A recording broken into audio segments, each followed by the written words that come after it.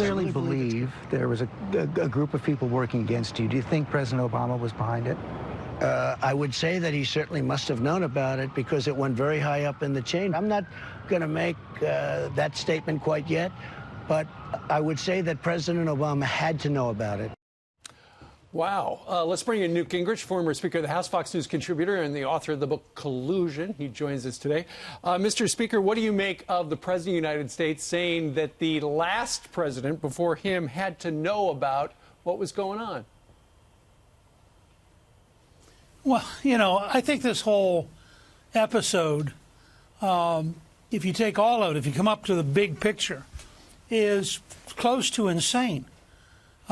You want to suggest to me that the Attorney General has a private meeting with former President Clinton on an airplane in Phoenix for, I think, 45 minutes, and the current sitting President, Barack Obama, doesn't know about it?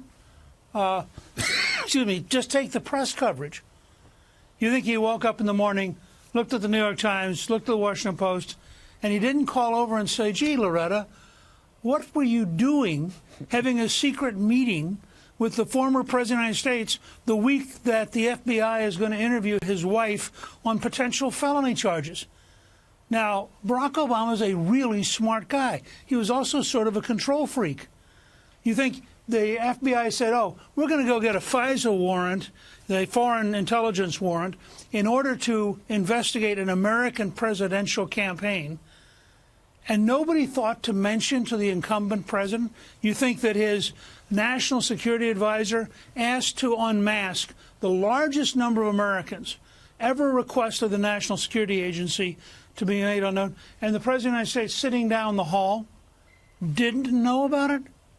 I mean, only in Washington could the media put up these walls and pretend that Barack Obama must have been innocent. And Joe Biden, by the way, who was his vice president, may have known about it, may not have known about it. In Biden's case, he's so flaky, he would have known. He might not have known if he knew. So it's not fair to really pick on him. But Obama's really, really smart. And I think it's very unlikely, virtually impossible, that all this stuff went on and he wasn't in some way informed. Will we be informed when the Horowitz report comes out or when all these reports come out? Will we know the truth? I don't know. I hope so eventually. I think part of the American genius is that over time, grindingly, slowly, lots of stuff comes out that smart people thought they could keep secret. But I look at this as a historian. I look at the last 3 or 4 years, starting with Hillary deleting 33,000 emails and Bill Clinton getting $500,000 from a Russian bank, which apparently wasn't interference, of course, and then another Russian group giving the Clinton Foundation a huge amount of money while Hillary was helping deliver uranium contracts to the Russians. Now, none of that, of course, really counts because, after all, we all know that as good liberals, their hearts are pure. But everything from that point on has been wild. And I think if you were President Trump and you're sitting there and you're going, give me a break.